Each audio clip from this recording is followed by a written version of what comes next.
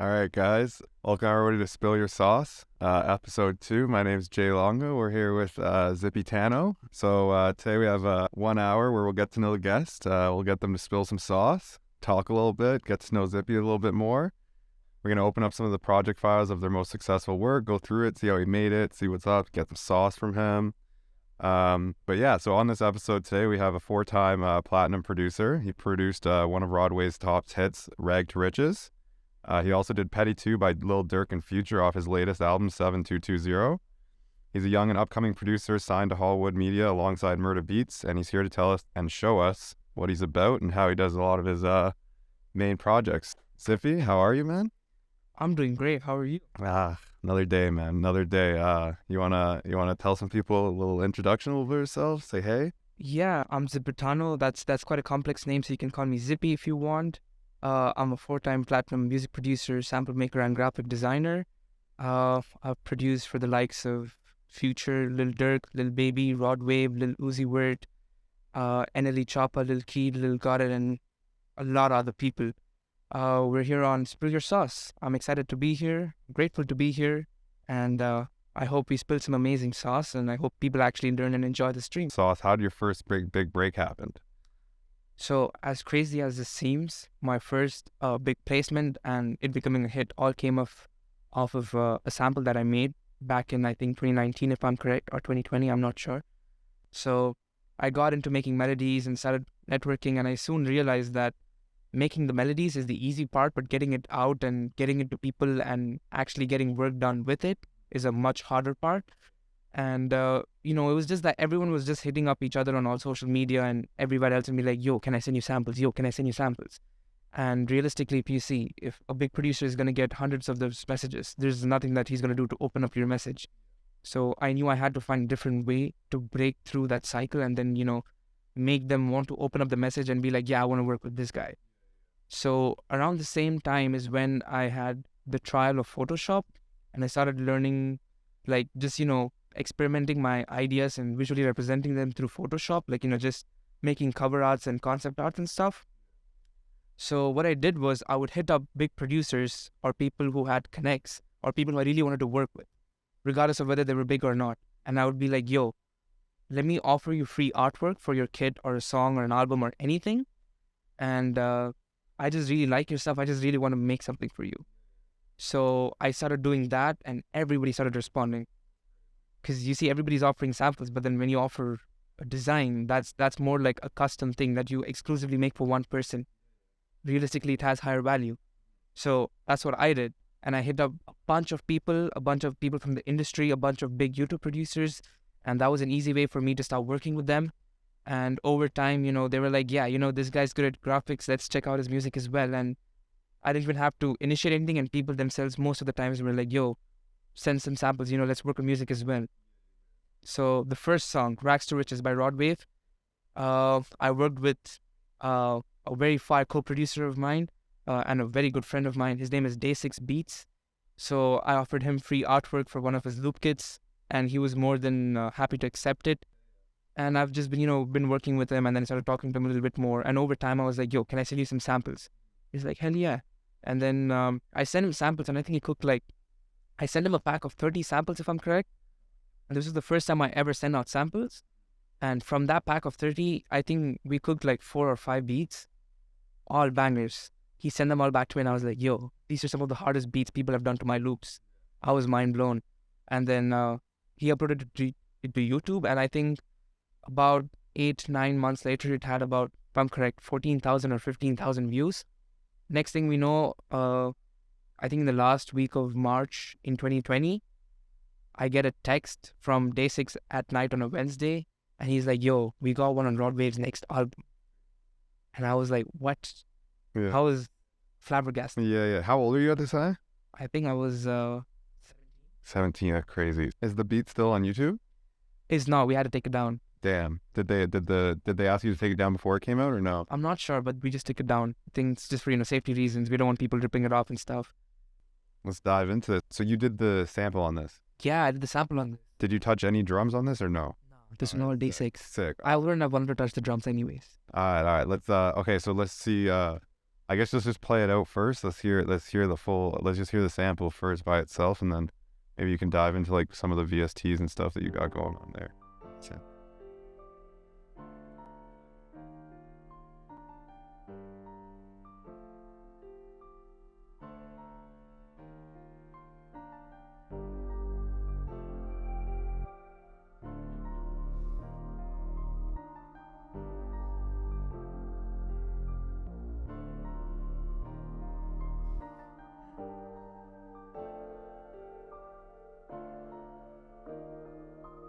Super hard. When you were making this, did you have a feeling like you were gonna this is fire, or it was just another loop? I'm gonna be honest, the day I made this, I made like 7-10 other loops. Oh, okay. So I was trying to make like, this was like for the first pack I was gonna send out. I made, if I'm correct, 65 loops. I divided 30 into side A, 30 into side B, and I took my email list and I sent every alternate one side A, every alternate one side B. damn. And then next month I sent everyone Different. Yeah, smart. All right, so you want to go through like some of the synths that you were using on this? So there's no synths. No synths. These are all one shots. No, they're not one shots, but they're all mostly like Omnisphere sounds, but I don't have Omnisphere on this computer. Okay. So I had them exported as one shots to use them here. Uh-huh. But the first and the main sound that plays throughout, 3 of the sounds are from this VST by Arturia called Piano V2. Okay, fire. Beautiful VST. Underrated. I don't know why nobody uses this. Piano one? It's super underrated. And this is, you can get a free trial for this too. It's amazing. Mm-hmm. It's a beautiful VST. You have like, I don't know, you have a bunch of Different presets that sound different, get different pianos. You can modify it to have like, so it basically kind of emulates like how you would record an actual piano.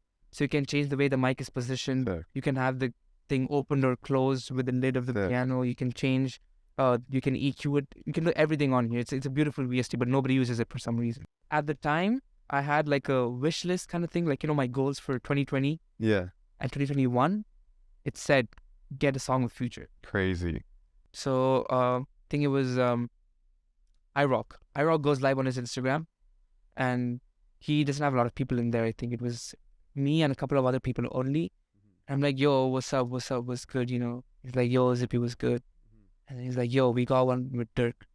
Just on, he says this on live. He just says like, yo, I'm gonna hit you up after the live. We got one with Durk. Crazy. I'm like, what?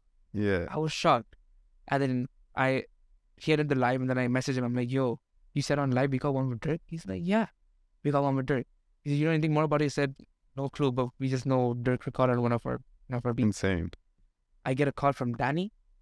He's like, yo, just got word from Alamo A&R that one of your beats with, he says, iRock and DJ Young Paro, is on the Durk album dropping next month. Crazy.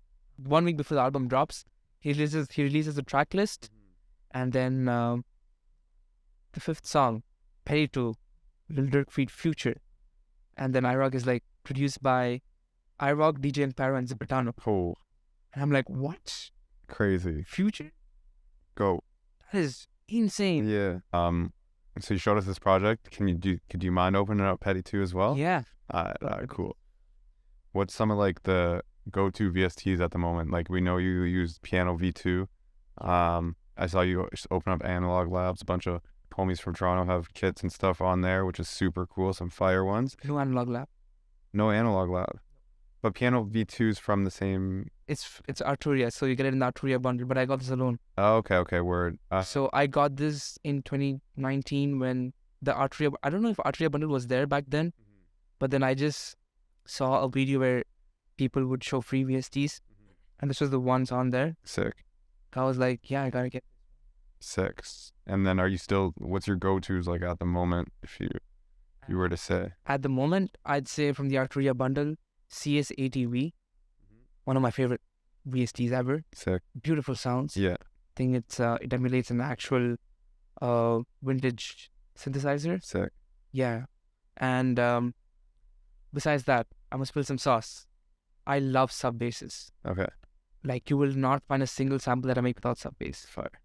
Like, I just feel like it adds that depth, and it's like the missing puzzle piece to everything. Yeah. Sub bass. And there's this plugin by the sound designer called Rob Papin.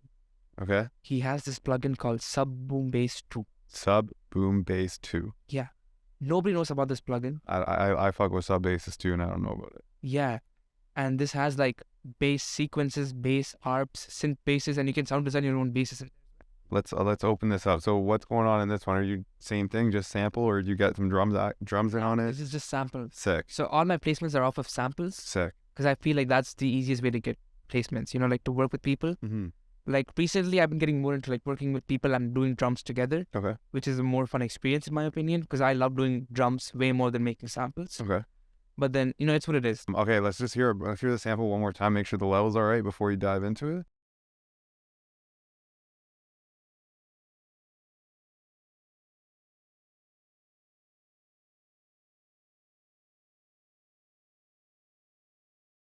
All right, so yeah, let's break it down. Let's see what we got in here. All right, so the first sound is a piano off of Alicia's keys, and again the same trick. I use the same trick. Lay down the bass notes, duplicate it up, and make it into a chord, and then have a top melody. Sick. This one has, I'd say this is like one of my more intricate melodies. Like it might not seem intricate, but it's actually pretty intricate. So let me just play. Yeah, and you're doing everything parallel time. Crazy. Super hard. And you're doing this all in one. Why? Is there any reason why you're doing it in the same pattern? Or did you just got used to doing it like that? I just like having complicated MIDIs. Sick. So this is just that. I think this is triplet. Is it triplet? No, it's not triplet. But yeah, I use a lot of like small notes in between and stuff. So that's that. And then the next sound is off of the Arturia DX7 VST. What is this? Yeah, just a simple like bell in the back. Fire. And this is a... So this is playing the top melody part of the first piano melody. Sick. So the piano melody, if I go back to it, if you see, this has the bass notes. It has a duplicated, like what the same bass notes duplicated 1 octave higher. Yeah. With a few more cuts in between. Sick. And then above that, I have more like small notes. They're no long. They're like small notes, so it feels like it's jumpy, Sick. It doesn't feel like it's continuous and soft. It's like for sure all the notes keep switching over time. So I just took, I think, some part of the top melody and pasted it onto this next sound, which is this bell kind of arc kind of thing. All right, so you get the placement, and I'm assuming you got reached out by Hallwood Media before you came to Toronto. Okay, so this is kind of crazy, but basically what it was is that Baxter just dropped, and in that same week, my manager Danny Berkeley Scott, one of my managers, he hit me up and he was like, "Yo, Murda wants loops from you, so send me some stuff." Crazy. So I was like, "Yo, that's crazy." This is like one of the first kind of like successful effects I saw from the release of the song. Okay. So I was like, "Yo, that's crazy." So first thing I did is I stalked this guy's whole profile. For Danny's or Murda? Danny. Okay. Because I know who Murda Beatz is. Okay. Murda Beatz is a huge inspiration to me. I used to make Murda Beatz type beats and put it on YouTube. Crazy. So that was one of my things. But yeah, I was like, "Yo, that's crazy." I thought this guy was just like, saying something. But then turns out this guy's actually like with Murda, and actually like he could probably really know who I am and want my stuff. So I sent stuff to him. I started working with him, start talking over a period of time. And then Corey comes into the picture over a period of time. And Corey and Danny are both talking to me. And then Corey and Danny are like, "Yo, we want to call and talk to you." Mm-hmm. And then they're like, "Yo, we run a management company." So they reached out to me and Day6.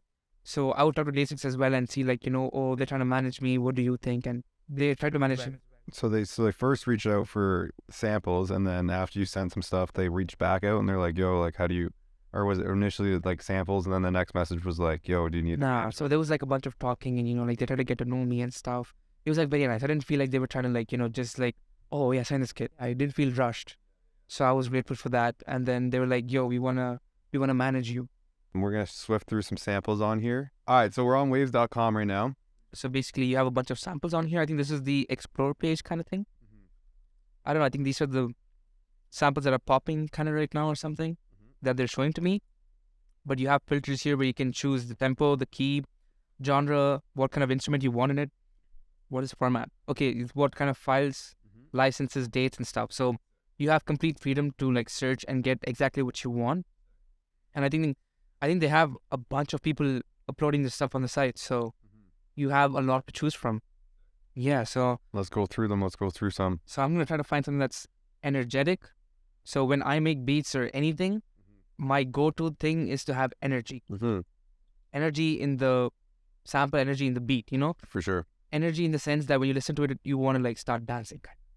Makes you want to groove, you know? You're like, yeah. All right. Not like just like a sad beat or like a dark beat, like something that makes you want to like dance. You know? Yeah. I'm saying like it needs to have that high energy. Fair. A good two-step to it. All right. So what pack? What do you say? What's your key search that you're gonna go for? Are you just gonna go through like the popular ones, or are you gonna search something? I'm gonna search for something 152 BPM because that's like a good number, I feel. Okay.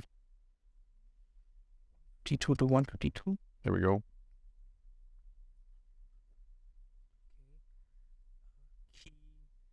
Let's just see and find out.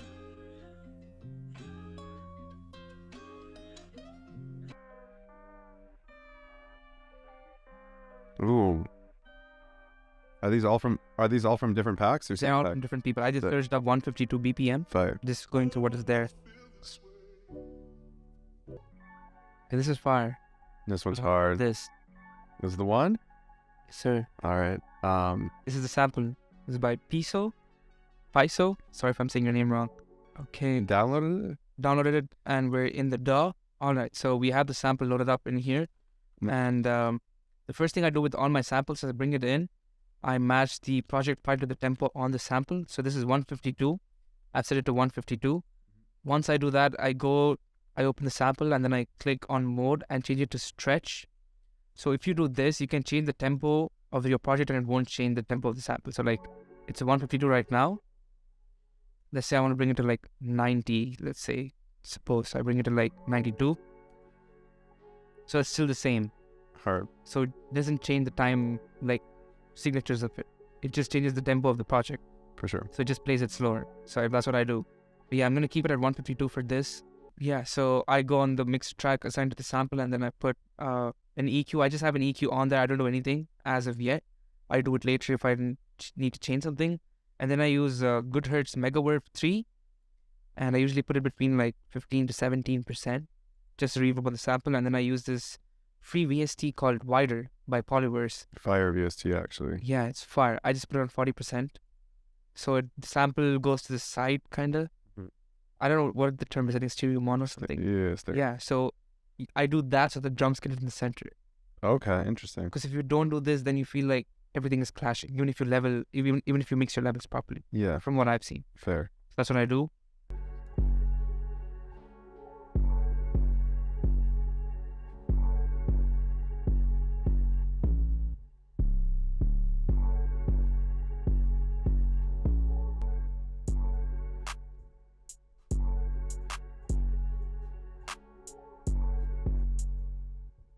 Just super simple spaced out hat.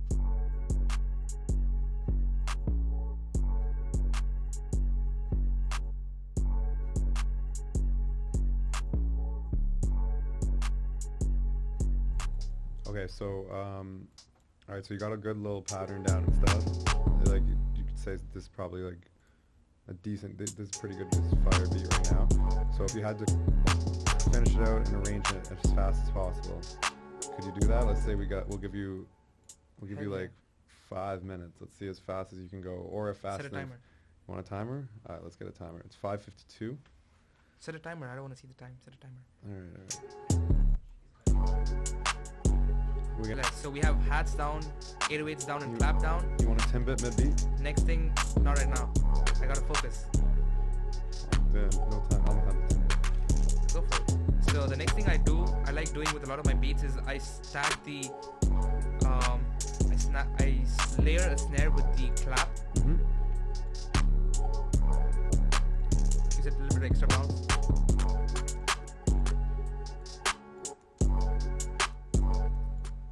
Same thing with the snares. Play with the velocity, you'll create a cool bounce. That's what I do.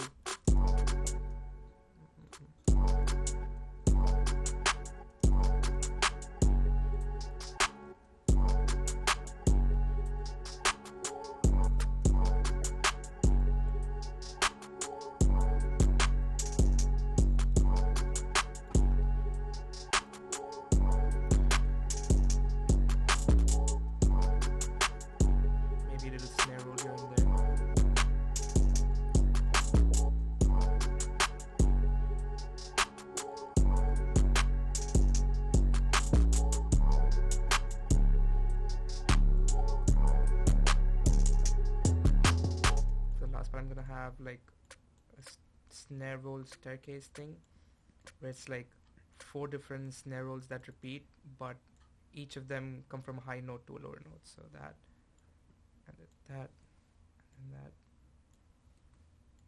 So it sounds like this.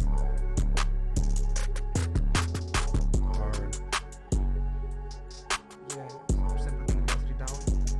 And then hat. So open hat. If you're using an open hat, the one tip I'd give is if you want your beats to hit harder, you have the open hat hit at the same place where the 808 hits. So it creates like a distorted clipping effect, like it sounds like this.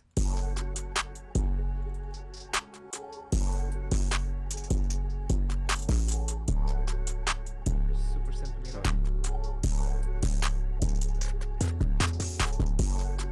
And then rim, not rim, say a perk.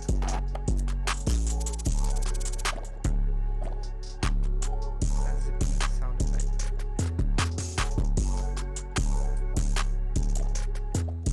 And you're still going through your stuff, your pack right now? I would use my pack. Let me use your pack. And I use this other pack that one of my very good friends, who's a sound designer, and one of my first music friends, his name is MF80. He's a sound designer from Denmark. MF80? I swear. Crazy drums. He posts on Reddit, right? I think so, I'm not sure. But yeah, so after everything is done, the last thing I do is add the kick. You got 2 minutes left. Say that it's more than enough. Kick full velocity, don't have kick hit every note with the 808.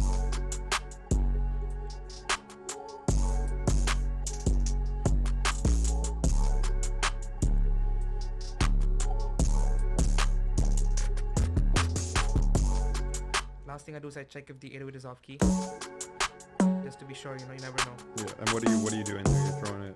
Take it 1 note higher. So take it octaves higher. So like I noticed, like the 808 is off key here, C. Yeah. So I think this is 1 note up. There we go, fixed. Minute 20 left. Alright, next thing I do, make it look cool. Add a gradient to the thing. So when I mix my beats, I mute everything. Just play the drums first. Make the 808 hit where I want. Clap, snare, hi-hat. Take off this hi-hat, add a little bit of reverb. 55 seconds left.